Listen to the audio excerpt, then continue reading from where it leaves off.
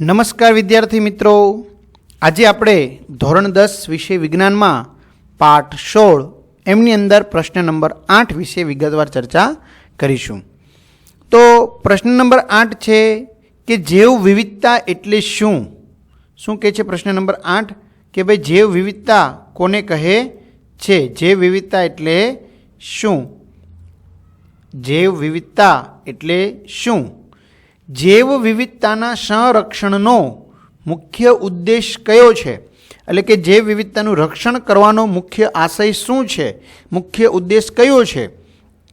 અને જૈવ વિવિધતાનું વિશિષ્ટ સ્થળ કયું છે? એમને માટે સૌથી અનુકૂળ સ્થળ કયું છે? તો જૈવ વિવિધતાની આપણે પહેલી લીટીમાં વ્યાખ્યા લખી છે કે ભાઈ કોઈ પણ વિસ્તારમાં મળી આવતા, કોઈ પણ એરિયા કે વિસ્તારની અંદર મળી આવતા વિવિધ જાતિના એટલે કે જુદી જુદી પ્રજાતિ કે જાતિઓના સજીવ સ્વરૂપો એટલે કે સજીવો, જેમ કે જીવાણુઓ એટલે કે બેક્ટેરિયાઓ, ફૂગ, ત્રિઅંગી વનસ્પતિઓ, ત્રિભંગી નહીં પણ ત્રિઅંગી છે મિત્રો, બરાબર, ત્રિઅંગી વનસ્પતિઓ, સપુષ્પી વનસ્પતિઓ, સૂત્રકૃમિઓ, કીટકો, સરીસૃપો, પક્ષીઓ.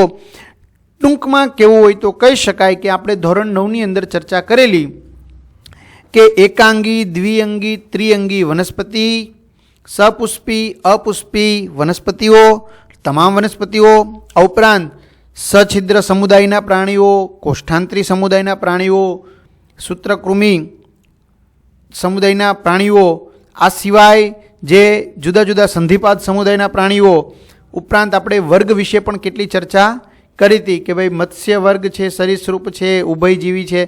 ટૂંકમાં કેવું હોય તો કહી શકાય કે જુદી જુદી જાતિના, તમામ જાતિના સજીવો આપણને જ્યાંથી ટૂંકમાં જે સજીવોની સંખ્યા છે જેને શું કહેવાય? જૈવ વિવિધતા. શું કહેવાય?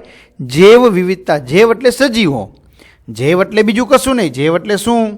એટલે સજીવો, અને વિવિધતા એટલે એમાં રહેલું જુદાપણું. તો આપણે ખ્યાલ છે કે તમામ સજીવો એક સરખા સંપૂર્ણ જોવા મળતા નથી, એમની અંદર ઘણી બધી ભિન્નતા જોવા મળે છે. એટલે આપણે વ્યાખ્યા શું આપી શકશું જૈવ વિવિધતાની? કે કોઈ પણ વિસ્તારમાં મળી આવતા જુદી જુદી જાતિના સજીવ સ્વરૂપો જેવા કે બેક્ટેરિયા, ફૂગ, ત્રિઅંગીઓ, સપુષ્પીઓ, સૂત્રકૃમિ, પટ્ટીકૃમિ, કીટકો, સરીસૃપો, સંધિપાદ, પક્ષીઓ, વિહગ વગેરે. પક્ષીઓ એટલે વિહગ ગણાય, બરાબર. આ ઉપરાંત સસ્તન વર્ગ, તમામ સંખ્યાને જૈવ વિવિધતા કહે. હવે જૈવ વિવિધતાના સંરક્ષણનો મુખ્ય ઉદ્દેશ શું છે? તો મુખ્ય ઉદ્દેશ એ છે કે આપણને વારસામાં મળેલી જૈવ વિવિધતાની શું કરવી જોઈએ? આપણે જાળવણી કરવી જોઈએ, બરાબર. આ જૈવ વિવિધતા સંરક્ષણનો મુખ્ય એજન્ડા શું છે? તો કે ભાઈ મુખ્ય એજન્ડા એનો એ છે કે આપણને જે આપણા પૂર્વજો તરફથી આ જે જૈવ વિવિધતા જે આપણે વારસામાં મળેલી છે, તો આ પર્યાવરણનું અસ્તિત્વ ટકાવી રાખવા માટે, કોનું અસ્તિત્વ ટકાવી રાખવા માટે? પર્યાવરણનું અસ્તિત્વ ટકાવી રાખવા માટે આપણને વારસામાં મળેલી જે જૈવ વિવિધતા છે એ જૈવ વિવિધતાનું રક્ષણ અથવા તો સંરક્ષણ કરવું ખૂબ જ જરૂરી છે, અથવા તો હિતાવહ છે, અથવા તો આવશ્યક છે, એવું આપણે કહી શકીએ છીએ. અને આ જૈવ વિવિધતા સૌથી વધારે પ્રમાણમાં ક્યાં જોવા મળે છે? તો જૈવ વિવિધતાનું વિશિષ્ટ સ્થળ જંગલો છે. કોણ છે જૈવ વિવિધતાનું વિશિષ્ટ સ્થળ? જંગલો છે. હવે આવું શું કામ કે છે? તો આ કહેવા પાછળનો એનો મુખ્ય ઉદ્દેશ એ છે કે હાલમાં આપને ખ્યાલ છે કે જે જંગલો છે એ જંગલોનું પ્રમાણ દિન પ્રતિદિન ઘટી રહ્યું છે. જંગલોનું પ્રમાણ ઘટવાને કારણે એમાં જે વસવાટ કરતા પ્રાણીઓ છે એમનું જે કુદરતી નિવાસસ્થાન છે એ કુદરતી નિવાસસ્થાન છે એ છીનવાઈ રહ્યું છે.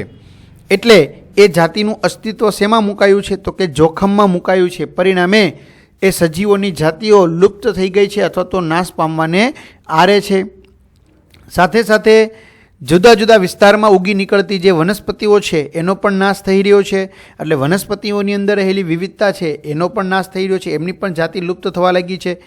એટલે કે છે કે જો પર્યાવરણનું અસ્તિત્વ ટકાવી રાખવું હોય તો આ જૈવ વિવિધતાનું મહત્ત્વ આપણે સમજવું જોઈએ, અથવા તો જૈવ વિવિધતા જાળવી રાખવી ખૂબ જ જરૂરી છે. અને જૈવ વિવિધતા જાળવી રાખવા માટે મિત્રો આપણે જંગલોનું શું કરવું જોઈએ? તો કે જંગલોનું સંરક્ષણ કરવું જોઈએ. એટલે આ પ્રશ્નમાં આપણે આટલું કહી શકાય. આગળ, વન સંરક્ષણ માટે તેની સાથે સંકળાયેલ કઈ વ્યક્તિઓ કે સંસ્થાઓ તરફ ધ્યાન રાખવું જરૂરી છે તે જણાવો. વન રક્ષણ સાથે સંકળાયેલી કે ભાઈ જેનો ટાર્ગેટ એ છે કે ભાઈ જંગલોનું રક્ષણ થવું જોઈએ, અને એવા લોકો પણ છે મિત્રો કે એવું સમજે છે કે જો જંગલોનું રક્ષણ થશે તો જ પર્યાવરણનું જતન થશે, તો જ પર્યાવરણનું રક્ષણ થશે, તો જ આપણું અસ્તિત્વ ટકી શકશે, નહીંતર આપણા અસ્તિત્વ સામે પણ ખતરો ઊભો થઈ શકે છે. બરાબર. તો વન સંરક્ષણ માટે તેની સાથે સંકળાયેલ કઈ વ્યક્તિઓ કે સંસ્થાઓ તરફ આપણે થોડુંક ધ્યાન રાખવું જરૂરી છે તે જણાવો. તો ચાલો જણાવીએ કે ભાઈ વન રક્ષણ માટે તેની સાથે સંકળાયેલી નીચેની વ્યક્તિઓ કે સંસ્થાઓ તરફ ધ્યાન રાખવું જરૂરી છે. જેમાં આપણે લઈ શકીએ, પહેલું, જંગલની અંદર તેમજ તેની નજીક રહેતા લોકોનું આપણે ધ્યાન રાખવું જરૂરી છે. શું કામ?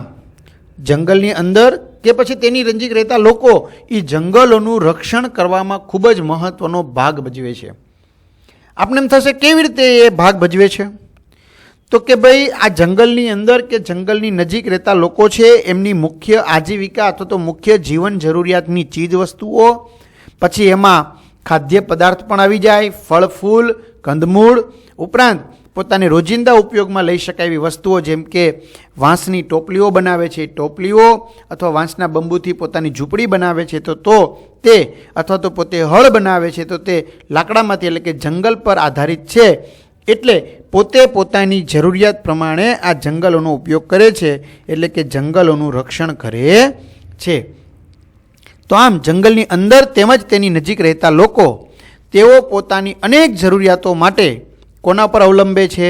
તો પોતાની અનેક જરૂરિયાતો માટે એ જંગલ ઉપર આધારિત છે. બીજું છે સરકારનો વન વિભાગ. હવે આપને ખ્યાલ છે કે ભાઈ વન છે, જંગલ છે, બરાબર, એ જંગલ કોના નિયંત્રણ હેઠળ હોય છે? તો જંગલ છે એ સરકારના નિયંત્રણ હેઠળ હોય છે. જંગલ છે એ કોના નિયંત્રણ હેઠળ હોય છે? તો જંગલ છે એ સરકારના નિયંત્રણ હેઠળ હોય છે. બરાબર. તો જંગલોનું નિયંત્રણ સરકાર પાસે હોય છે અને તે જંગલોમાંથી પ્રાપ્ત થતા સ્ત્રોતોનું નિયંત્રણ કરે છે. એટલે કે જંગલોમાંથી પછી તે કિંમતી ઇમારતી જે લાકડુઓ હોય, સાગ, સીસમ, નીલગીરી, બરાબર, તો એમનું લાકડું શું કરે છે? એ વેચે છે અને એક આર્થિક ઉપાર્જન મેળવે છે. એટલે સરકારનો વન વિભાગ એમની પાસે જંગલોનું નિયંત્રણ છે અને તે જંગલોમાંથી પ્રાપ્ત સ્ત્રોતોનું નિયંત્રણ કરે છે. ત્રીજું છે જંગલો ઉપર આધારિત કોણ છે? તો આપણે જંગલમાં રહેતા લોકો કે આસપાસ રહેતા લોકો, સરકાર, કારણ કે એમના માટે એક મહેસૂલનો સારો એવો સ્ત્રોત છે. અને ત્રીજો છે ઉદ્યોગપતિઓ, કારણ કે જે લાકડાના ઉદ્યોગ સાથે સંકળાયેલા છે, જે લાકડાના ઉદ્યોગ સાથે સંકળાયેલા છે તો તેઓ ઉદ્યોગો માટે કાચા પદાર્થો મેળવે છે. બરાબર. એટલે કે એના ઉદ્યોગ માટે, દાખલા તરીકે આપણે વાત કરીએ ફર્નિચરનો ઉદ્યોગ છે તો ફર્નિચર માટે લાકડાની જરૂર પડે. તો હવે લાકડું ક્યાંથી મેળવશે? તો સ્વાભાવિક વસ્તુ છે, જંગલમાંથી જ મેળવશે. એટલે આ ઉદ્યોગો માટે કાચા પદાર્થો, કાચો પદાર્થ એટલે કે એનું લાકડું એ જંગલમાંથી મેળવે છે. પરંતુ એ કોઈ જંગલના કોઈ એક ચોક્કસ વિસ્તારમાંથી નથી મેળવતા. તો એ તો જંગલના કોઈ પણ વિસ્તારમાંથી મેળવે છે, કારણ કે એને તો મતલબ કોનાથી છે? તો કે ભાઈ લાકડાથી મતલબ છે. બરાબર. એટલે કે છે કે આ ઉદ્યોગો માટે કાચા પદાર્થો મેળવે છે, પરંતુ જંગલના કોઈ એક વિસ્તાર પર આધારિત નથી. તેઓ જંગલમાં ગમે તે વિસ્તારોમાંથી શું કરે છે? શોષણ કરે છે. આવો શબ્દ કેમ વાપર્યો છે મિત્રો? શોષણ કરે એવો શબ્દ કેમ વાપર્યો છે? ખ્યાલ છે? કારણ કે ઉદ્યોગપતિઓ માત્ર ને માત્ર લાકડું મેળવી રાખે છે, વૃક્ષો કાપે છે અને લાકડું મેળવે છે, પણ સામા એટલા એ વૃક્ષો વાવતા નથી, વૃક્ષોનું એટલું જતન કરતા નથી. બરાબર. એટલે જંગલોનું પ્રમાણ ઘટાડવામાં સૌથી વિશેષ કોઈનો ફાળો હોય તો એ છે ઉદ્યોગપતિઓનો. કોનો છે? ઉદ્યોગપતિઓનો. દાખલા તરીકે બીડીનો ઉદ્યોગ લ્યો તો ટીમરૂના પાનમાંથી બને અને ટીમરૂનું પાન જંગલમાં થાય. બરાબર. તો હવે આ જ રીતનું કરશે તો શું થશે? ખ્યાલ આવી ગયો તમને? તો આમ ઉદ્યોગપતિઓ છે એ પોતાના માટે જરૂરી કાચો પદાર્થ ક્યાંથી મેળવે છે? તો કે જંગલમાંથી મેળવે છે. ક્યાંથી મેળવે છે? જંગલમાંથી મેળવે છે. અને અંતિમ ચોથું છે વન્ય જીવન અને પ્રકૃતિ પ્રેમીઓ. જો જે જંગલની અંદર રહેતા લોકો છે કે જંગલની આસપાસ રહેતા લોકો છે, બરાબર, એ પોતાની જીવન જરૂરિયાત વસ્તુઓ ક્યાંથી મેળવશે? તો કે ભાઈ જંગલમાંથી જ મેળવશે. બીજું કે પ્રકૃતિ પ્રેમીઓ એવા છે કે એમનો મુખ્ય આધાર જંગલ ઉપર નથી, એમનો મુખ્ય આધાર જંગલ ઉપર નથી, છતાં પણ તેઓ એટલે કે પ્રકૃતિ પ્રેમીઓ સ્વચ્છ, પહેલાં જેવું ચોખ્ખું તેમજ વન્યજીવો માટે સુરક્ષિત હોય એવું મૂળભૂત અવસ્થાનું જંગલનું રક્ષણ તેમજ જાળવણી ઈચ્છે છે. એટલે આમ જંગલ સાથે ઘણા બધા આને કહેવાય સ્ટોક હોલ્ડર. શું કહેવાય? Stock holder.